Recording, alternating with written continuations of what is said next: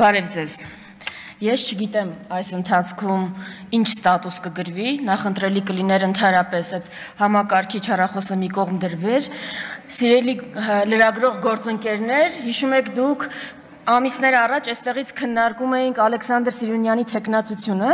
ու այդ մարդը հայտարարեց, որ ի պատասխան մեր հարցերին, թե ինչպես է այսպիսի գրառումներ արել քո էջում, հայտարարեց, որ իր էջը կոլեկտիվ է համակարգվում ու այս ամբիոնից հնչեց տեսակետ, այսինքն հարց իսկ ով է ձեր էջի մյուս ադմինը, կարող է Նիկոլ Փաշինյանն է։ Ես կարծում եմ այս ընթացքում մենք գտանք այդ ադմինին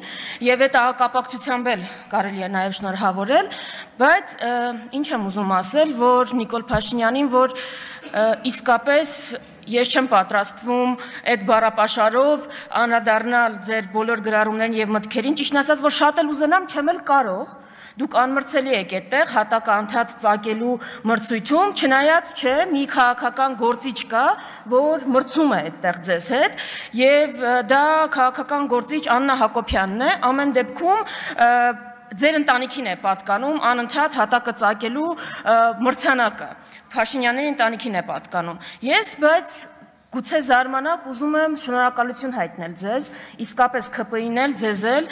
ինչի համար եմ ուզում շնորհակալություն հայտնեմ, ուզում եմ շնորհակալություն հայտնել այս համապարփակ ու ամբողջական լյուստրացիայի համար, որ դուք արել եք։ Ես չեմ պատկերացնում, որ որևէ մեկը ձեր փոխարեն կարող էր այսքան համապարփակ լյուստրացիա իրականացնել, ով կպատկերացներ, որ երբեմն ընդդիմադիր գործիչներ, Զարուհի Բաթոյանը, Մարիա Կարապետյանը, ովքեր միշտ հանդես էին գալիս անձնական կյանքի պաշտպանության դիրքերից, անձի պատկանող ինֆորմացիան պաշտպանելու դիրքերից, արդեն պետական պաշտոնյայի դիրքերում ամեն կերպ, անգամ գաղափարապես կհիմնավորեն, որ պետական պաշտոնյան պատերազմից 5 պակաս հենց հիմա երկրի առաջնային օրակարգ պիտի դարձնի հոգևորականների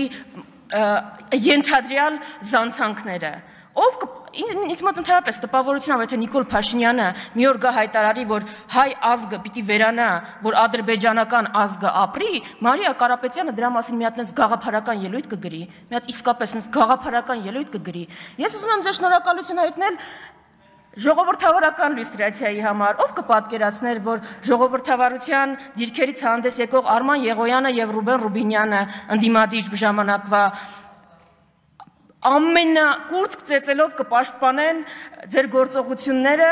օրինակ հայտնի գործարարի նկատմամբ, ով ընդամենը հայտարարել է, որ եկեղեցու դեմ արշավին ինքը կմիջամտի իր ձևերով։ Ով կպատկերացներ ընդամենը 6-7 տարի առաջ։ Իսկապես դուք իրականացրել եք համապարփակ լյուստրացիա, ցույց եք տվել բոլորի արժեքները եւ դեմքը,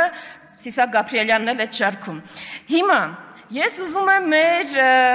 հայրենակիցներին ուղղակի ներկայացնել, թե այս ամեն ինչը ինչի համար է իրականացվում։ Շատ է խոսվել, որ ադրբեջանական պահանջով է իրականացվում, շատ է խոսվել, որ թշնամական օրակարգի հետ ամենը ճիշտ է, բայց այս ամենը նաև իրականացվում է վախի ուղերձ փոխանցելու համար։ Ինչ է մեզ ասում Նիկոլ Փաշինյանը։ Նիկոլ Փաշինյանը եւ իր թիմը ուղիղ մեզ ասում է. եթե ես աշխարհի ամենաազդեցիկ հայերից մեկի նկատմամբ ուղղակի եկեղեցին պաշտպանելու իր հայտարարության համար կարող եմ իրականացնել նման ապօրինություն, եթե իմ կինը ամենավերջին բառերով իր սոցցանցերում կարող է անդրադառնալ սրբազաններին ու ամենայն հայոց վեհապարին, դուք պատկերացնում եք ձեզ հետ ինչեր կկատարվի, եթե դուք համարձակվեք քննադատել մեզ, եթե դուք համարձակվեք համաձայն չլինել մեզ հետ, այս վախի ուղերձն է փոխանցվում մեզ, բայց ես հարց ունեմ, ինչ պիտի անեք, ինչ կարաք անեք, որ չեք արել։ Օրինակ ինչ կարաք անեք, ՊՊՑ կարաք կանչեք այստեղից տանեն, արել եք, բանտեր կարող եք նստեցնել, արել եք շատերի նկատմամբ, Սրբույի Գալեյան ուր է, բանտում քանի տեղ կա, Սրբույի Գալեյան քանի տեղ ազատ կա Հայաստանի բանտերում, 1000, 1200, բոլորին չեք տեղավորելու, ինչ ուզում եք արեք, բոլորին չեք կարա տեղավորեք, ուրեմն, Ինձ պատասխանում եմ, որ կտեղավորենք, էլ չեն թաքցնում, հիմա չեք կարողանալու տեղավորել, ուրեմն ես կոչս ուղղում եմ հայ գործարարներին, արձաններ կառուցող գործարաններին, սուպերմարկետների շարքը մեծացնող գործարաններին, իմ դիմաց նստած մեծահարուստներին, վախենալու իմաստը, ուրեմն որն է, վախենալու իմաստը որն է, դուք կարողանալու եք այդ ձեր ունեցվածքը այդ ձեր ունեցվածքը կարողանալու եք պաշտպանել, Ալիևի ու Էրդողանի հետ պայմանավորվելու եք, կարողանալու եք, ուր կորան Արևմտյան Հայաստանի մեծահարուստները, ինչ եղավ իրանց հետ, ունեցվածքը փրկեցին, դուրս կարողացան հանել, գերեզման չունեն անգամ, գերեզման չունեն հիմա, ուրեմն ինչից եք վախենում, ինչ կա ընդհանրապես վախենալու այստեղ, դուք եկեղեցու դեմ Ադրբեջանի պահանջով իրականացվող արշավը քողարկում եք իբր այսպես եկեղեցու կանոնները պաշտպանելու դիրքերից հանդես եկող մարդու իրականացված արշավ, մտահոգ եւ սրտացավ։ Իրականացնում եք Ադրբեջանի Թուրքիայի պահանջով, բայց ասում եք անում են, որովհետեւ երթում են խախտել։ Իմ գործընկերները արդեն հարցրեցին, որ քանի երթումներ եք դուք խախտել։ Ես այլ ձևակերպեմ հարցը, եթե կարելի է անդրադարձեք։ Խոստում ու երթում կա, որ պահել եք։ Հայ ժողովրդին տված խոստում ու երթում, Ալիևին տվածները չեն հաշվում, խոստում ու երթում կա, որ չեք խախտել, չեք վերաբան արել, գետնով տվել։ Հիմա ես ուզում եմ նաև այստեղից դիմել որդիական խոնարհությամբ, ամենայն հայոց վեհապարին, ուզում եմ դիմել բոլոր սրբազաններին։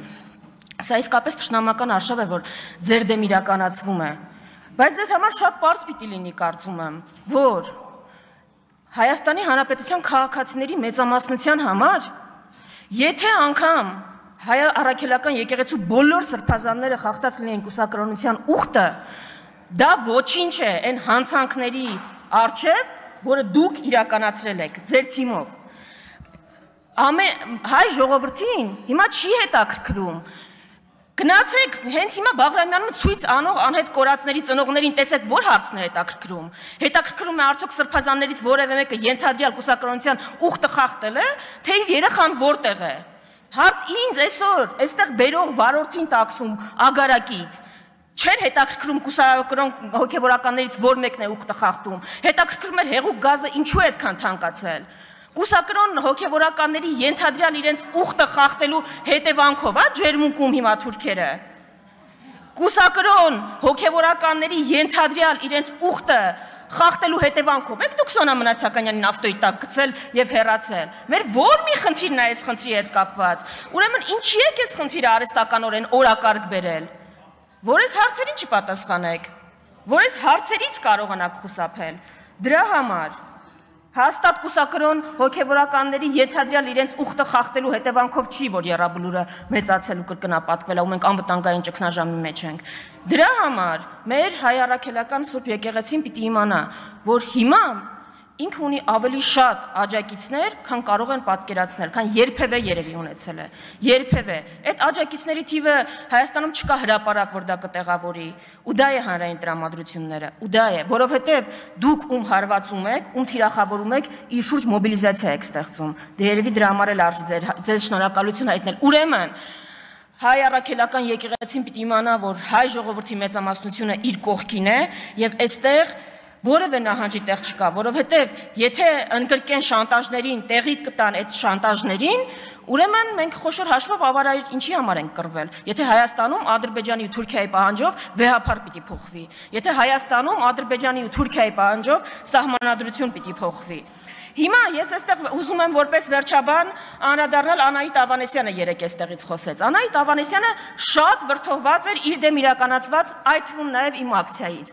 Երբ պետական դավաճանությանն է վերաբերվում, այս մարդիկ շատ սառնասիրտ են։ Հենց իրենց դեմ այդ ակցիաների ու գործողությունների համար իրականացվում է որևէ ակցիա, դառնում են փխրուն հոգիներ։ Անահիտ Ավանեսյանը ստում է։